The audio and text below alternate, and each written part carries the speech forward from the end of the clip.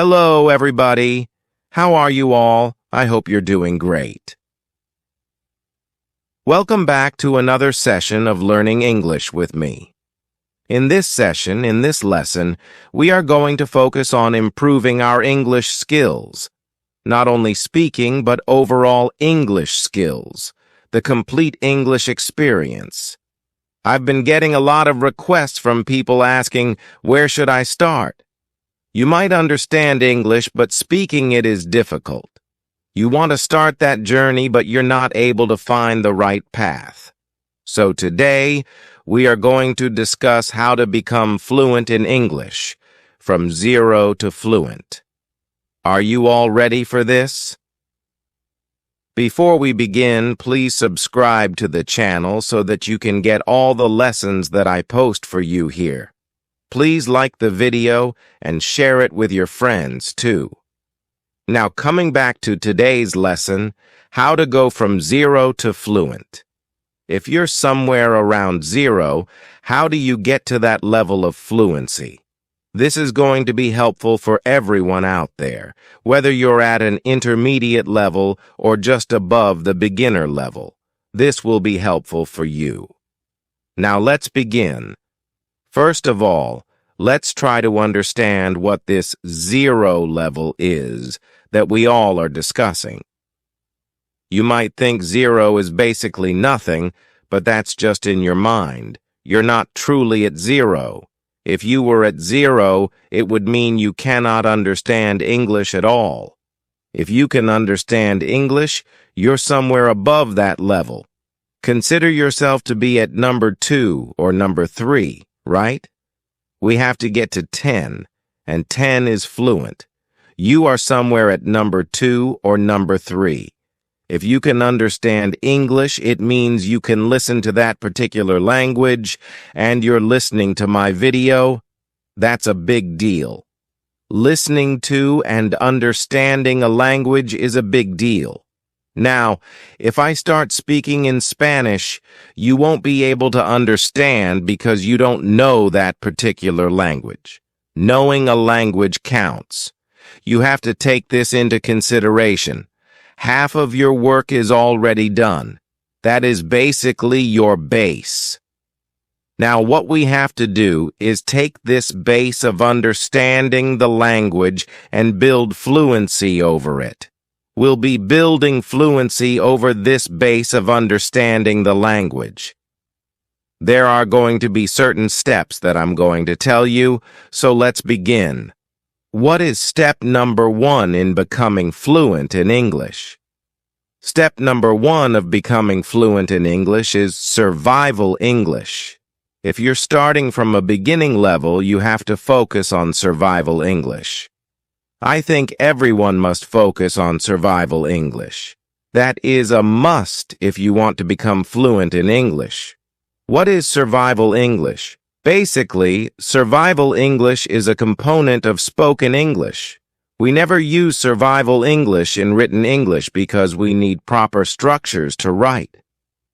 However, when we are speaking English, we can sometimes miss out on the structures and just speak the meaningful parts of a sentence so that we can make the other person understand what we're trying to say.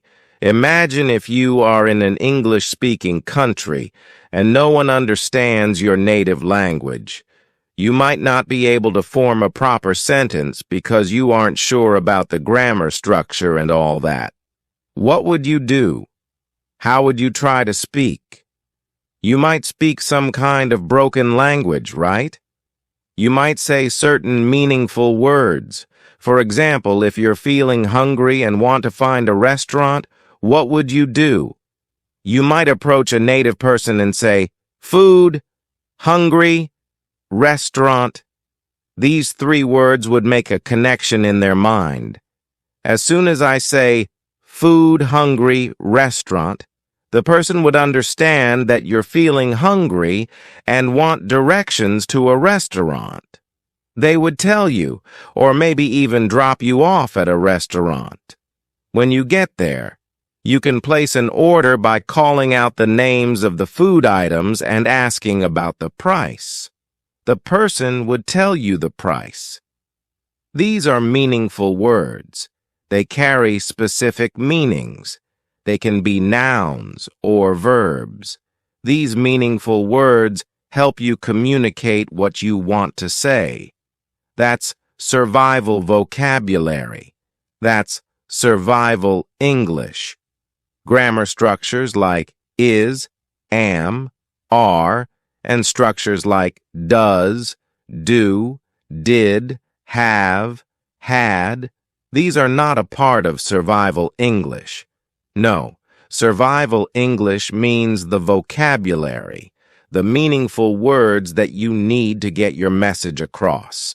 If you're able to do that, that's your survival English. It's the basic English, the minimum English you must know to survive for a single day in an English-speaking country or environment. That's your survival English. Survival English is very important because once you know it, you gain the confidence to speak English. Now, you can start speaking English. Since we're talking about speaking, it's time to discuss step number 2. Step number 2 to becoming fluent in English is to start speaking from day 1. Start speaking from day 1. This is something I've discussed with you repeatedly throughout my videos. Why is it important to start speaking from day 1? The more you delay speaking English, the more you'll hesitate. If you start speaking from day 1, whatever you are learning, the vocabulary, maybe the grammar structure, any component of English, you'll be able to use it in your speaking. The end goal is to speak. We're talking about becoming fluent in English, which means you want to become a fluent English speaker. Speaking is a skill that comes with practice.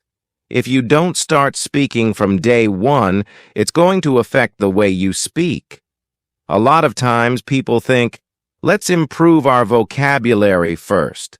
Let's practice some more grammar rules. Let's listen for a month at least, and then we'll speak. No! Everything must go hand in hand. Speaking on one side and everything else in English on the other, and both must go side by side. That is something you're supposed to do. Start speaking from day 1. It's very important so that you can practice these mouth muscles, practice speaking in English, and eventually become fluent. Through this practice over time, you'll become fluent. You cannot achieve fluency in one single day. For example, let's say I'm watching cooking videos repeatedly, looking at recipes again and again, reading them, and one day I decide to prepare something. Would I be able to make something perfect on my first attempt? Obviously not. It wouldn't come out perfect. This is similar to what a lot of people think. We'll practice vocabulary for a month, then grammar for another month, reading for another month, and then we'll start speaking. By that time, we'll be really good at grammar, know a lot of words, and our English will be perfect. This won't happen. The steps and the process will still be there. So, day 1 of speaking should be day 1 of learning English, of your learning journey. Start speaking from day 1 to become fluent in English. Step number 3 is also very important.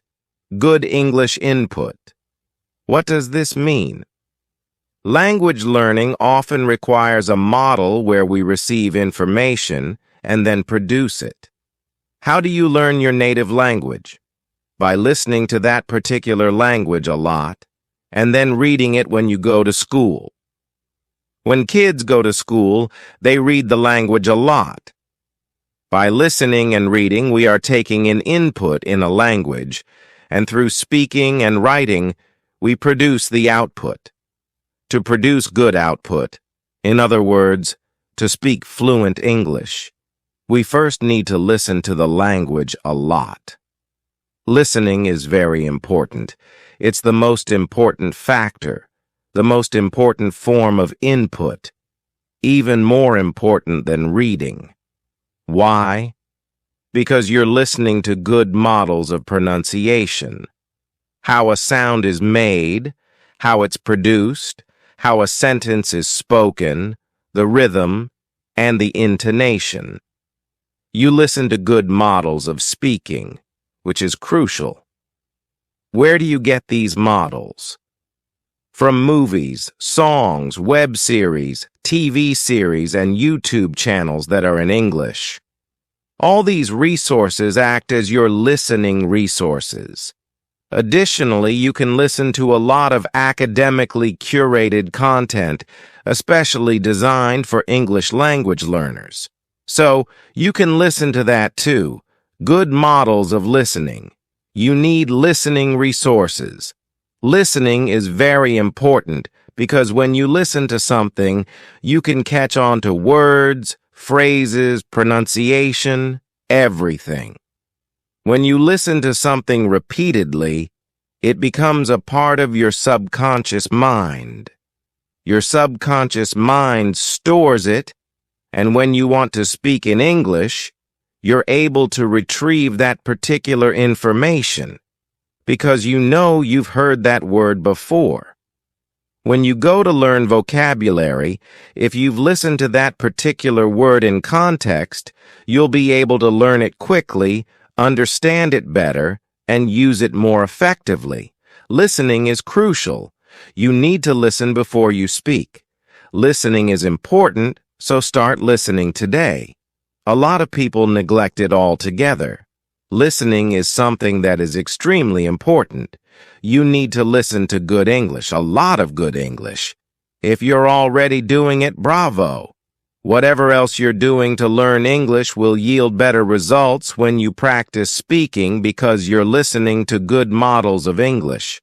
Your subconscious mind is picking up on words, phrases, pronunciation, everything. It's like you're creating an environment for yourself, a kind of English environment, a virtual environment, through listening to English. That is what we have to achieve. Start listening to good English input. Listening is very important. Now coming to the second form of input, reading. Reading is important too. You need to read because when you read, there is a kind of visualization of the words, spelling, everything that you're looking at. Reading complements listening. Both should go hand in hand.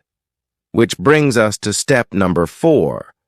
Read and read out loud.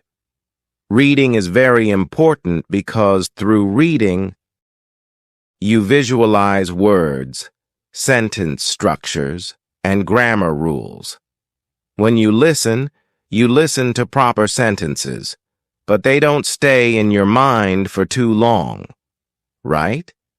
You might forget about them later, but when you're reading, you're visualizing it. Reading with your eyes means you can see the words on paper. They become a part of your memory. You're able to remember them better. Therefore, reading is very important. This brings us to another point. Read and read out loud. Reading out loud is important. When you're reading in your mind, you're focusing only on reading, not on speaking. When you read out loud, your mouth muscles practice speaking in English, which will help you achieve fluency. You'll be practicing English words, sentence structures, grammar rules, everything. Reading is something you should do. It's very important. Another important step, step number 5, is to learn basic grammar. You must learn basic grammar rules because they are going to help you in constructing sentences properly. I'm not saying you need to learn all the tenses, passive voice, clauses, everything in grammar. No, just basic grammar. It's important to know basic rules like how to make a sentence in the present tense, what happens if we use does or do, how do they help us make sentences in English? You need to understand that because it's important. Once you've mastered survival English, start learning grammar. You must know these rules. They will help you build good sentences in English. If you keep practicing basic grammar structures, you'll be able to improve your sentence construction. The sentences will get better and better as you go on practicing them. Finally, I would like to add a bonus step. Make sure you're practicing all 4 language skills simultaneously. You should practice LSRW, listening, speaking, reading, and writing. All 4 skills should go hand in hand because they complement each other. Listening improves your speaking. Reading improves your writing. When you write something, your reading skills improve. When you listen to something, your speaking skills improve. It all goes hand in hand. To conclude, the journey from zero to fluent in English is possible if you follow these steps. Start by focusing on survival English. Practice speaking from day 1. Ensure you have good English input, read and read out loud, and learn basic grammar rules. Along the way, practice all 4 language skills to reinforce your learning. By doing this consistently, you will build a solid foundation and gradually move towards fluency. That's it for today's lesson. I hope you found these steps helpful. Keep practicing, stay motivated, and I'm sure you will achieve fluency in English. I'll be back with another lesson soon. Take care and goodbye.